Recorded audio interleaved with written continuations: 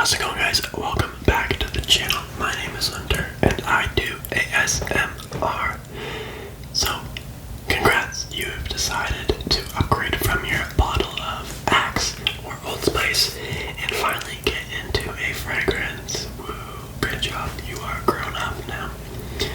So, fragrances can be very intimidating, very confusing, very left and right, kinda all over the place. But I'll be able to break this down to you in very simplistic, simplistic ways, I guess. So we will start with some concentrations. Actually, this isn't going to be very simplistic at all, but it is helpful in understanding your scent. So we have three main concentrations that you are going to find. And this applies to every fragrance. Every fragrance falls under one of these. Well, not every fragrance, but every fragrance falls under a concentration. Designers are just, these three are the most likely. So, starting at the lowest end of the spectrum, we have this guy here. This is Versace Pour Homme. Not the fragrance itself, but the concentration is a eau de toilette. This basically means that there is 3 to 5% fragrance oil in this scent, in this juice right here. Then the rest of it, the other 95%, is all alcohol, just to carry out the scent. A step up from that, we have the eau de parfum. This guy here, Dolce & Gabbana eau de parfum.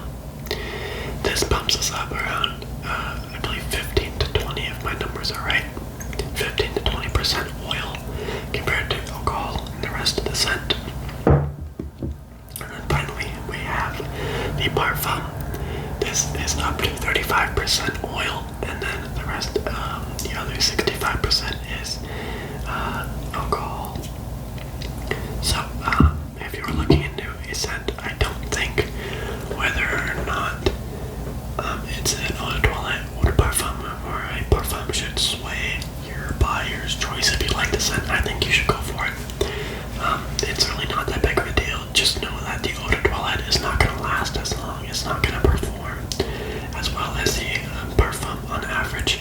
There are exceptions depending on your skin, depending on the scent profile, which we'll get into a little more later. Anyways, now we will break scents down. When you walk into a department store, they're all going to be mixed up. There's no organization. It's going to be organized by house.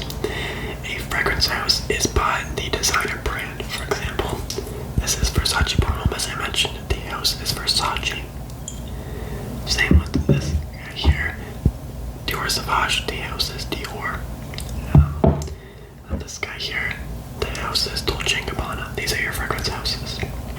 Different companies, basically. And all companies, well, most companies at least, have more than one scent targeted for different situations. I'm just going to keep using these three because they're very good examples. They're very different. We have here blue fragrance. This one is also a blue fragrance. These are your, well, this one at least is kind of your all occasion, all the time fragrance. This is your summer fragrance. Common notes in summer fragrances are aquatics, woody notes, aromatics, and stuff like that. Your mass pleasers. You have lots of amber oxide and cardamom, lots of very likable scents that make this just performance beasts. Then you have something like this, Dolce & Gabbana eau de parfum. You can see kind of darker, the bottle's a bit darker and stuff. This is your more sweet, more seductive, more mature. This is your date night scent.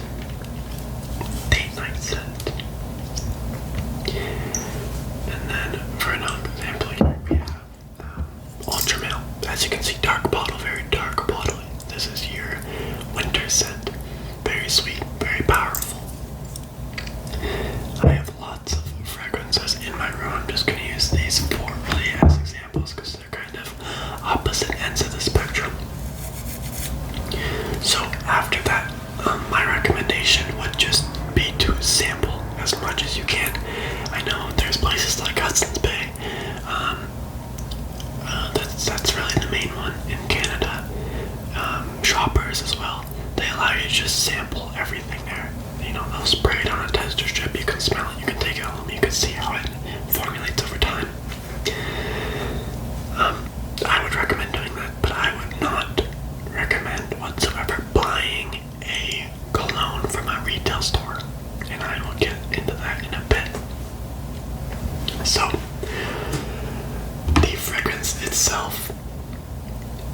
has almost 3 different personalities, I'd say. So you have this here, you have the top notes, which you'll smell for the first 2 minutes, most likely. On the strip it'll last a bit longer, but in the air it'll only last a couple minutes.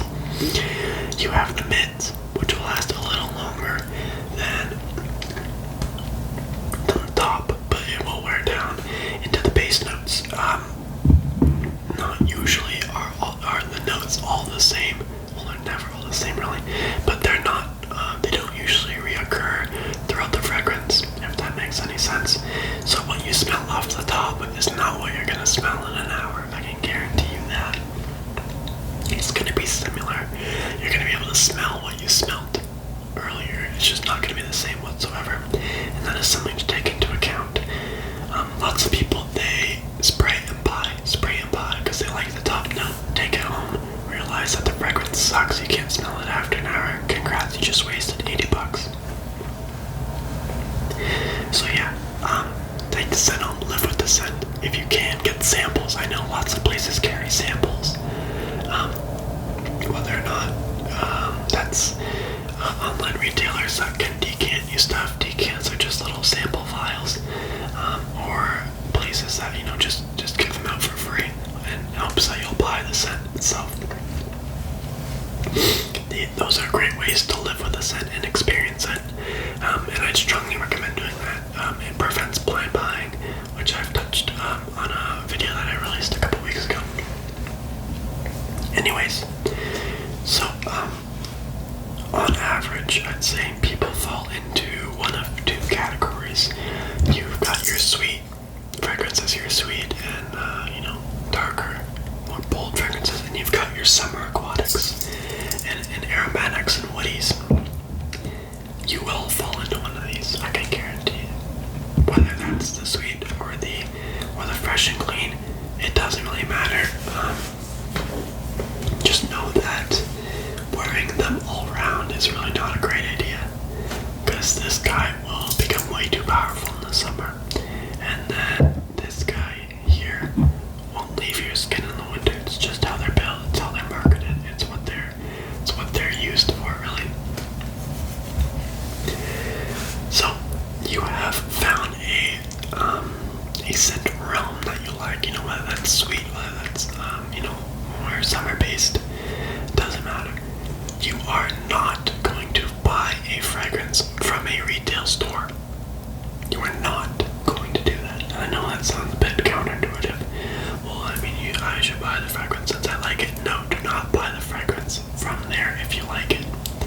What you're gonna do is, depending on where you live, if you're Canadian like myself, you're gonna go to fragbuy.com.ca. And if you're in the States, you are going to go to Fragrance X or Fragrance Net. And these are discounters. Basically what that means is you're going to get your fragrance way cheaper than what you should.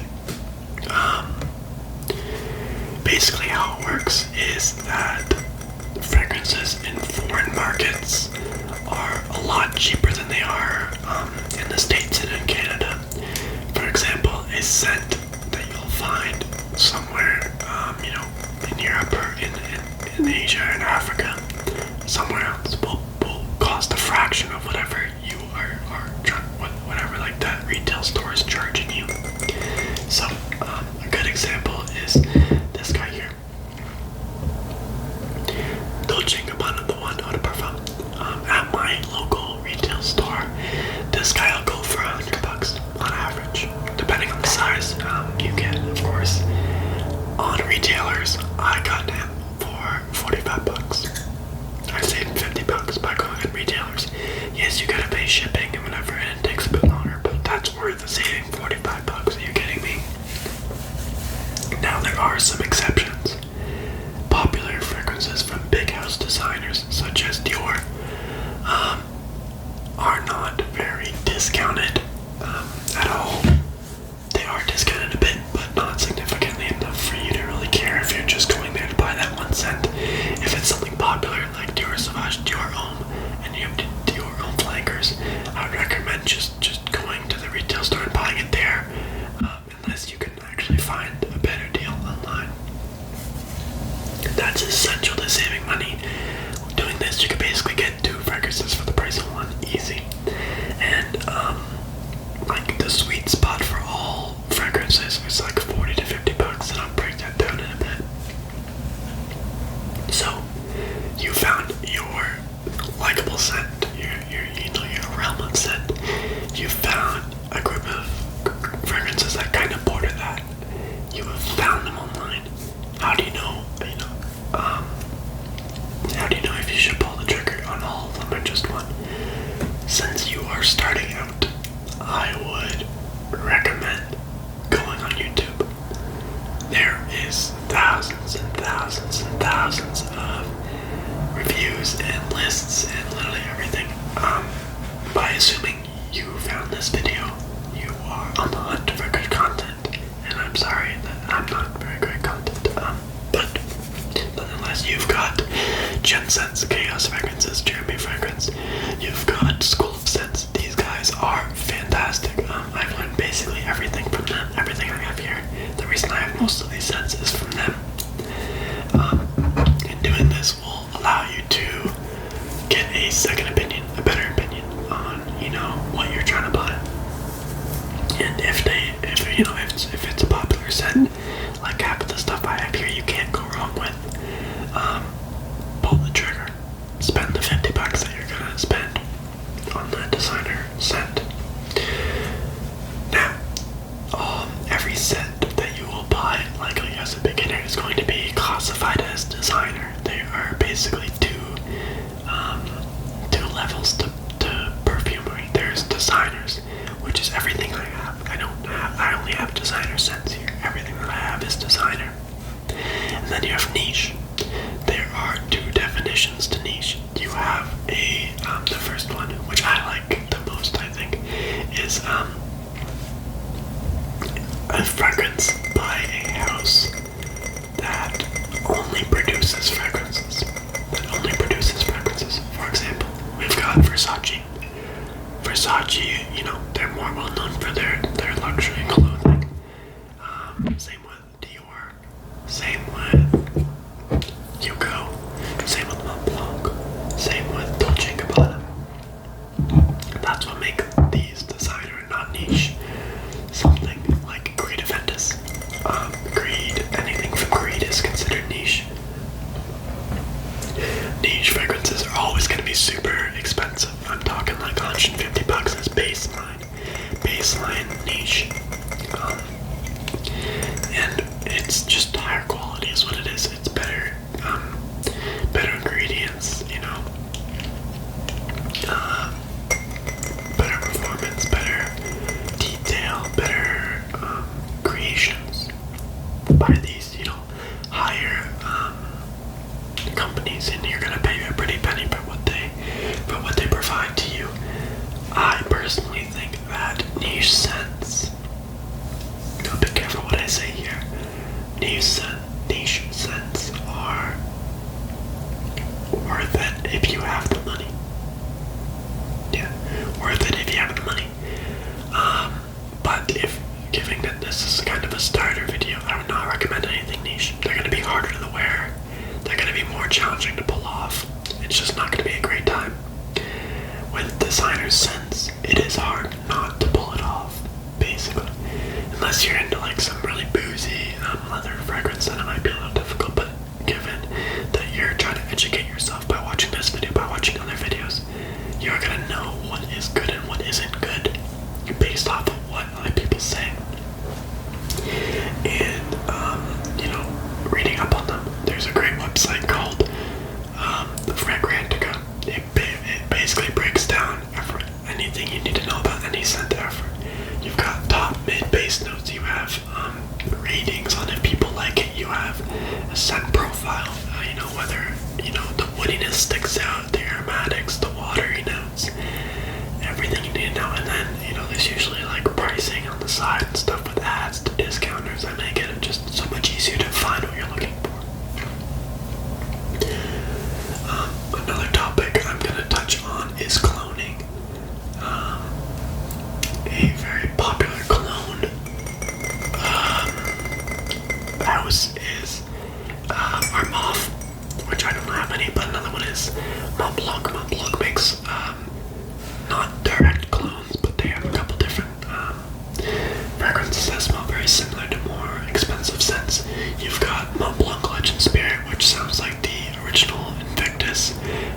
You have Mont Blanc Explorer, which smells like Creative Ventus, which is a niche scent, like basically consensus best scent ever created. I don't know, I haven't smelled it yet, but hopefully I will. These are lower quality fragrances that have like the same vibe as basically every, like as the scent they're trying to portray, whether that's a Creed scent, whether that's Background Rouge 540, mostly niche scents that are really cloned. There's some designers that are cloned for whatever reason. Designer scents can be found very cheap from discounters and whatnot.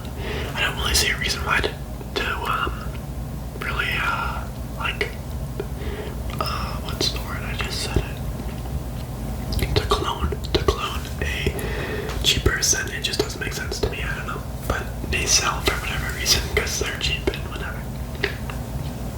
So, if you stuck along this far, I'm going to give you some recommendations on cologne houses to go after.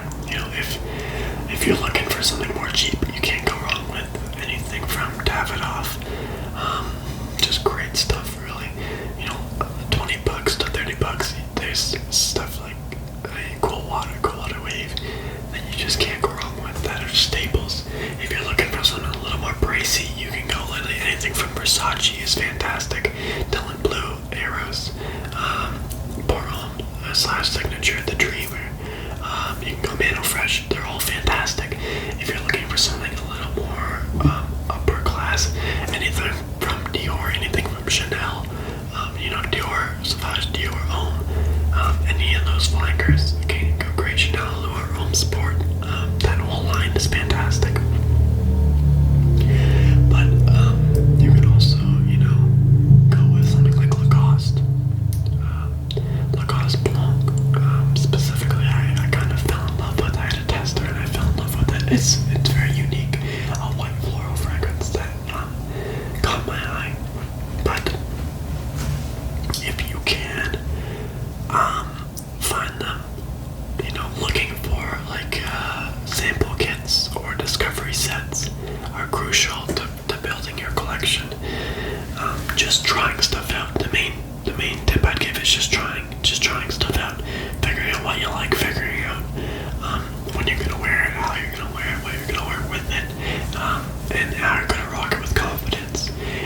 If confidence is like the main thing with the scent, if you can't wear a scent with confidence, you shouldn't be wearing a scent at all. If you don't think you're pulling it off, don't wear it, because that's gonna show through.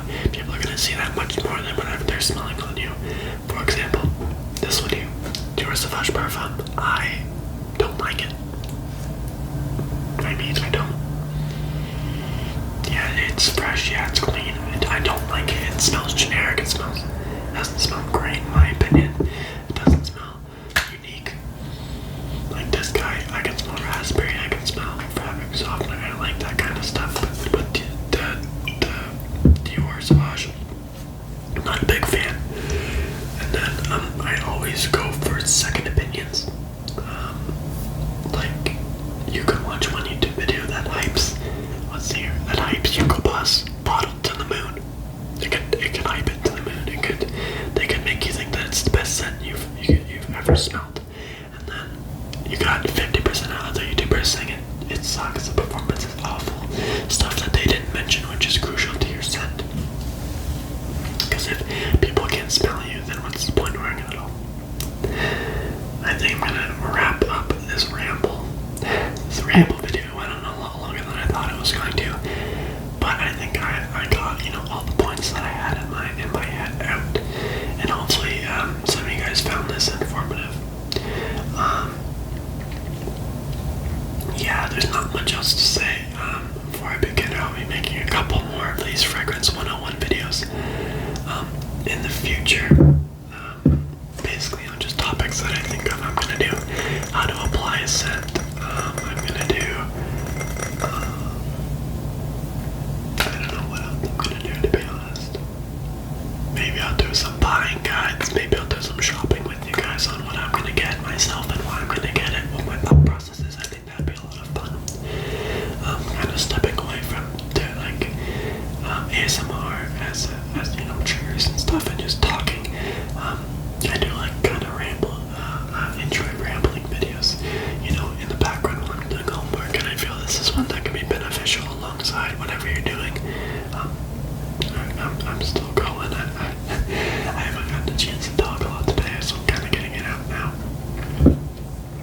anyways, I do hope you guys enjoyed this video and it was very informative.